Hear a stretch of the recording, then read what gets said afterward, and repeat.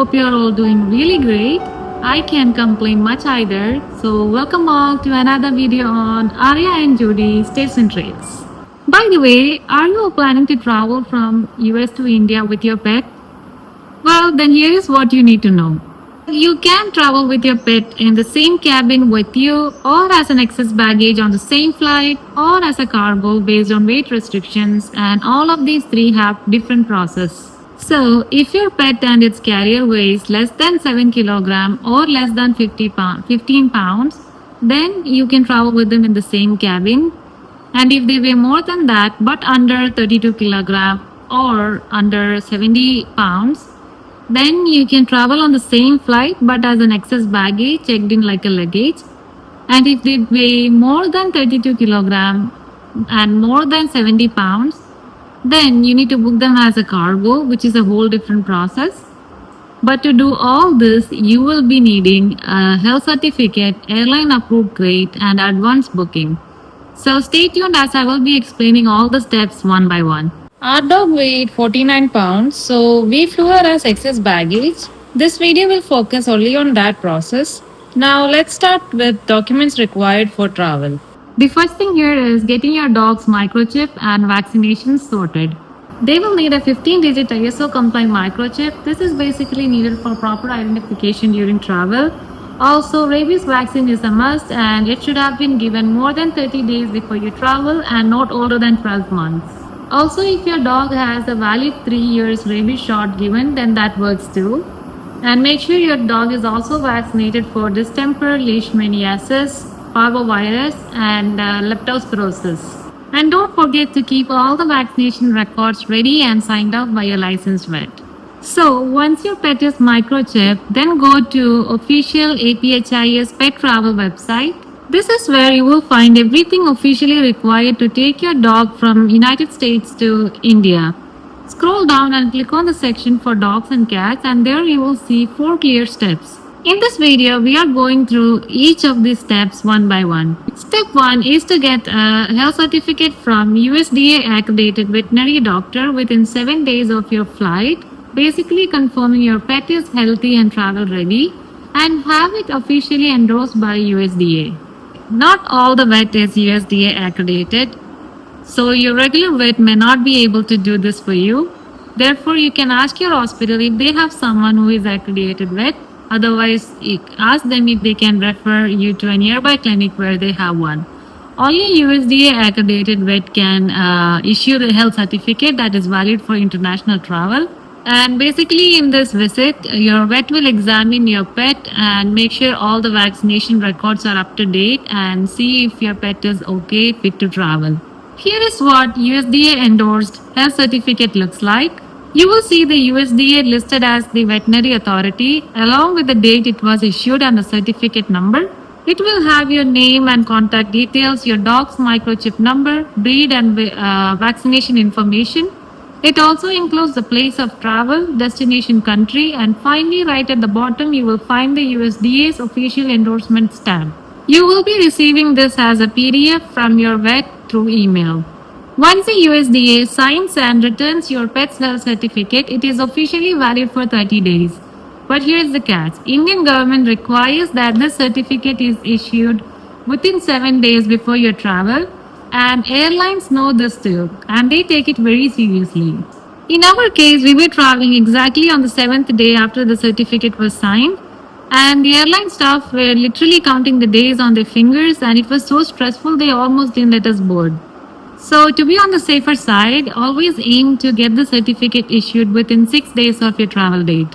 Since the health certificate has to be issued within 7 days of travel, make sure you have booked your flight tickets and choose an airline that is best for pet travel and check their pet policy carefully. Call the airlines to make sure your pet travel is fully confirmed.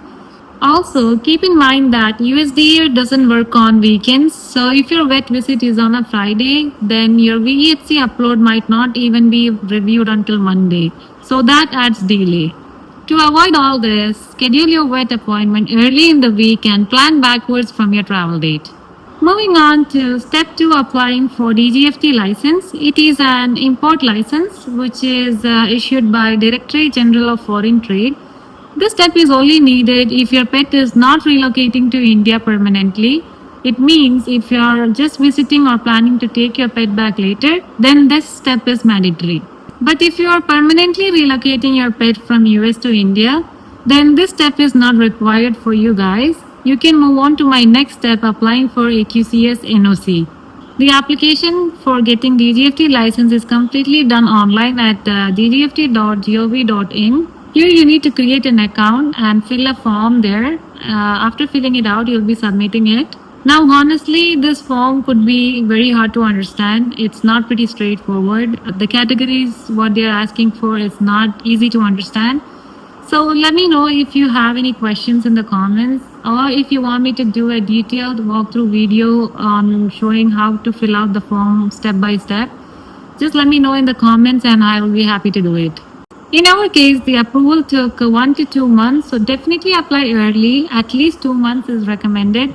Once approved, the license is valid for 1 year, which will give you some flexibility with your travel dates.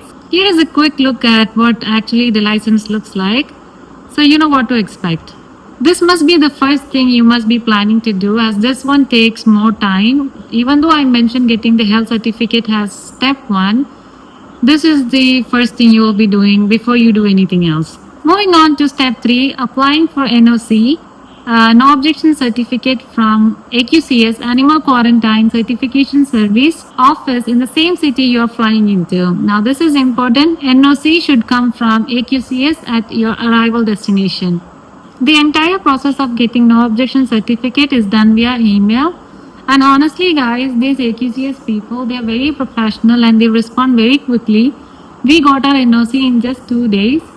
So to apply, you will have to email them with some attachments included along with their application form. The links are provided in my description, so you can find it out there. Some of the attachments are USDA endorsed health certificate, rabies vaccination certificate, other vaccination record, DGFT license, copy of your passport, flight ticket and flight details, including date of journey, flight number, departure and arrival, airport and timing, your pet's name, species and basic details.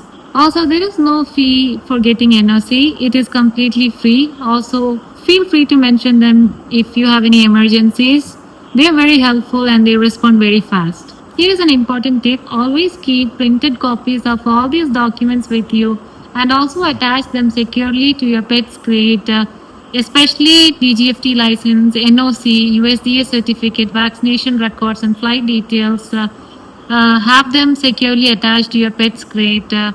Airport staff and AQCS will need to check these at multiple points. So here are a few things that we have learned and can make your travel smoother, especially when you're traveling with your pet internationally. Airlines don't really check DGFT license at the airport. They normally ask for USDA health certificate and no objection certificate. So this doesn't mean that you can skip the DGFT license part. It's still a government requirement from India if your pet is not relocating to India permanently. So your pet will be traveling as excess baggage, and once you book your own tickets, you need to confirm your pet spot in the same airline. To do this, you need to follow the respective airline's pet policy. That's very important. We came in Lufthansa and we followed their pet policy.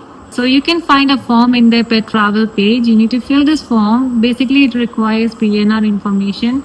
After providing that, you will be submitting it, and in 24 hours, they will let you know if your pet is confirmed or not. And if they don't let you know in 24 hours, please call the customer support. Call them. They are very helpful. They respond very fast, and tell them your pet is not confirmed yet. And they can also do this from their end. You just have to provide them your PNR detail, and they will be able to confirm it from their end as well. Also, we booked our flights in such a way that it can be rescheduled or changed later. Just in case if something goes wrong, not go according to our plans, then we don't lose the money. The biggest advice is give yourself enough buffer time. The whole process involves USDA, Government of India, and all their time together. The earlier you start, the smoother it will go. Now let's talk about the crate. Before your flight, your dog must be in a proper IATA approved crate. It should be hard-sided, well ventilated, large enough for your dog to stand up, turn around, and lie down comfortably. Also, add a spill-proof water bottle or a bowl inside the crate. Hydration is very important, especially in longer flight like this one.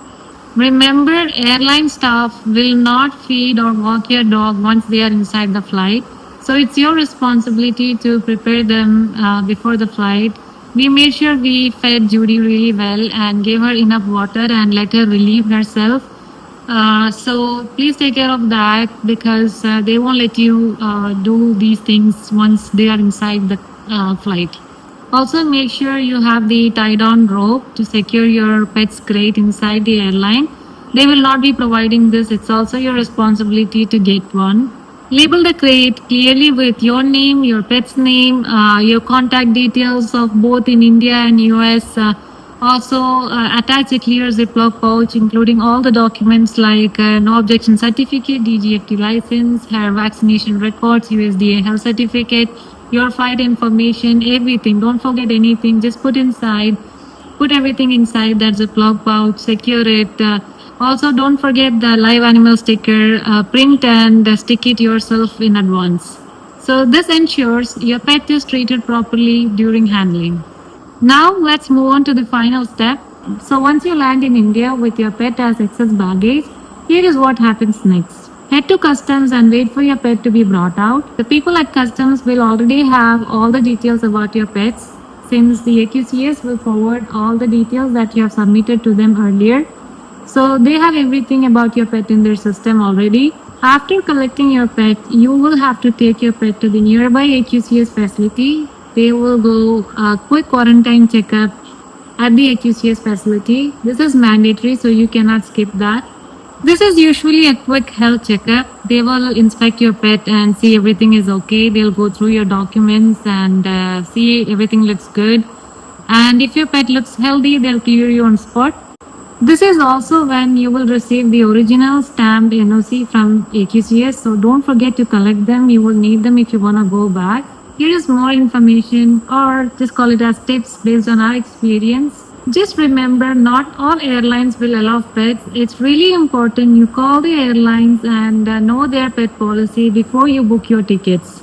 We flew with Lufthansa, which was great for pets, but there is a catch. Lufthansa have very strict visa checks since their layover is in Frankfurt, Germany. They require you to have a valid US visa, which is approved, nothing under pending or extension. If you don't have that, they can deny boarding for you and your pet. It's very important for them. Your visa must be valid, and otherwise you will need to have a transit visa. As for booking and cost, book your pet's travel well in advance, at least 72 hours before departure. Remember, pet spaces can be limited. Also, pets are charged as excess baggage and are not included in the free baggage allowance. And the charges are based on combined weight of your pet and the carrier. The other expenses we had were for veterinary consultation, health certificate and other paperwork fees at vet's office. Remember, the certificate can be expensive in US. The NOC from AQCS was free, and honestly, the AQCS people, they were super helpful and super responsive. But the DGFT part was very stressful. We couldn't reach them on phone and the approval took over a month. So plan that part early because this will take time. Also, it will be helpful for you guys if you have someone on ground in India who can follow up for you. Now, here are some important considerations for your information. India has a list of banned dog breeds and their mixes which cannot be imported, including Pit Bull Terrier, Tosa Inu, American Staffordshire Terrier, etc. Acclimate your pet to its travel crate well in advance to minimize stress during the journey. Avoid sedating your pet before or during the travel unless specifically advised by your veterinarian, as it can be risky. Also note that this information is a general overview. Regulation can change. It is crucial to consult the relevant authorities like the USDA APHIS website and the Indian Animal Quarantine and Certification Service AQCS for most up-to-date requirements and specific details related to your pet's travel to India. So this is how I brought my Siberian Husky, my Judy, from US to India. I hope this video was helpful to anyone who is planning to travel with their furry family member. I wanted to wish them safe travels. So until next time, I'll see you guys. Take care. Bye. Signing off, Arya.